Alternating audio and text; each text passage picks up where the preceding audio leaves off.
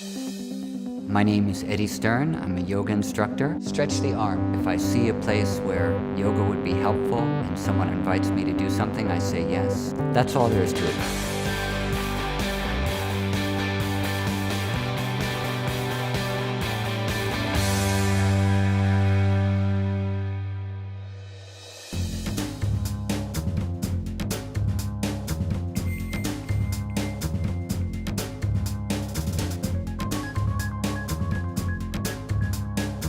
How does yoga and meditation, how do you feel that it's given you the ability, has it given you the ability to make better choices?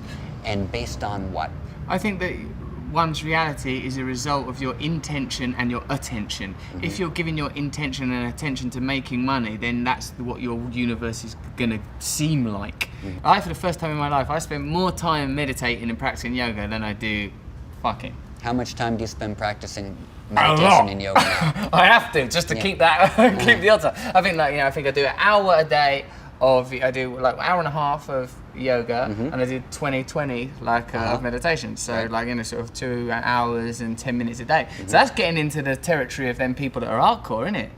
Yeah, 3 hours is about the minimum to start considering yourself hardcore. I can push to that. So tell me, please, what sort of effect has the yoga had on your profession and art form? What I feel, Eddie, is that it's made a whole new realm accessible to me. Like now when I'm performing live with an audience, I have a sense of genuine communion. I have a different relationship with time now. I feel like I'm very much in the moment. I mean, before I've always been very comfortable with spontaneity and improvisation, but now I'm different. I have different tempos, I feel, accessible to me. I feel like when I watch footballers, English football, that I enjoy, they have an extra second on the ball. This is a thing you can observe. It's like they seem like they've got time to think, to pick the right pass. And now, what I feel like through my meditative and yogic practice is that I feel more relaxed and I feel more centered. And as well, put simply, that it's meaningless. And there's a real relief in that. It's not serious. It doesn't matter. It doesn't matter. It's, I'm trying to infuse every aspect of my life with it.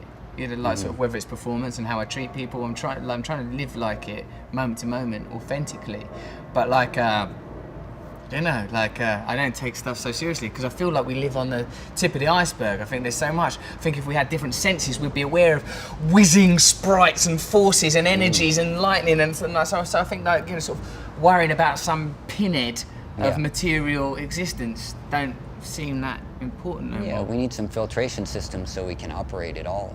Tell me a little bit about, for someone who hasn't done yoga before, a little bit about the physical experience of doing yoga, a little bit about the mental and emotional experience of doing yoga. I don't know, if people are happy, they're happy, they don't need it. If there's not a problem, there's not a problem. But I think if people have some sort of yearning or dissatisfaction or some itchy irritability, then it might be because they're not looking in the right direction for a solution, and that they should look within, and that within them there is a limitless, infinite capacity for bliss through connection to higher things, that as long as you're looking for happiness for yourself, you're never going to be. So I'd take on some sort of mild form of yoga and be loving and accepting of yourself and not be sort of comparative or not use it as a reference. I don't think there's anything else. I've tried it. If the answer was McDonald's and Starbucks and blowjobs, we'd all be all right.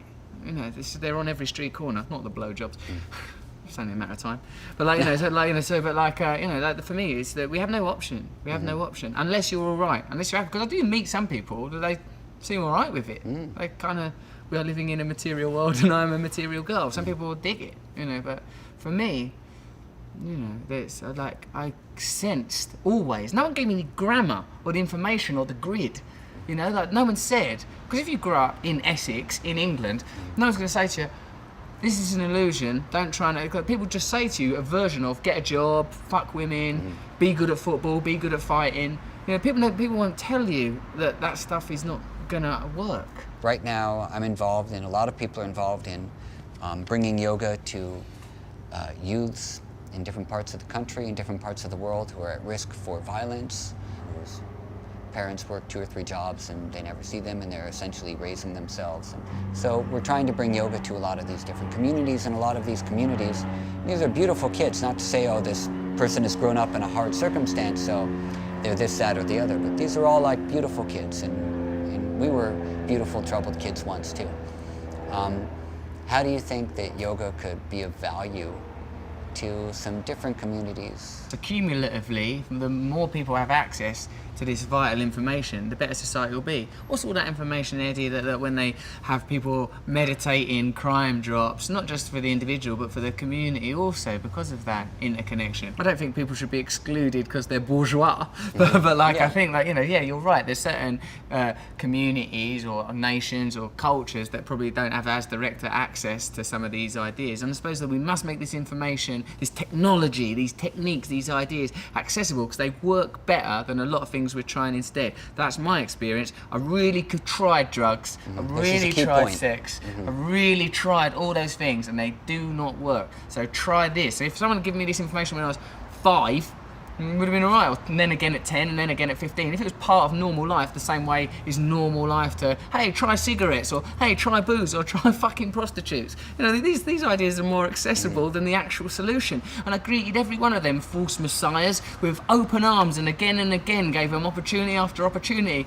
And things that actually work, you sort of treat them, you sort of shirk them off as if, like, you know, as if you owe them money, and you don't, oh no, I've got to avoid yoga and meditation. They've been portrayed quite brilliantly by the mainstream as sort of somehow luxury, but into luxury or artificial or superficial. It's absolutely integral. It's absolutely the most authentic thing, more real than any of us. I think what you said was great. I really appreciate it. Thanks, Eddie. Thank you for talking to me. Oh, anytime. Here's the Dalai Lama, here's young people of Britain, here's me, somewhere between that. And then, like, I introduced him, right, and I said it's funny because I won these prizes in England, Shagger of the Year, these, like, for my shagging. Right, and, congratulations, by the way, No. felicitations. The shagging it's reward enough.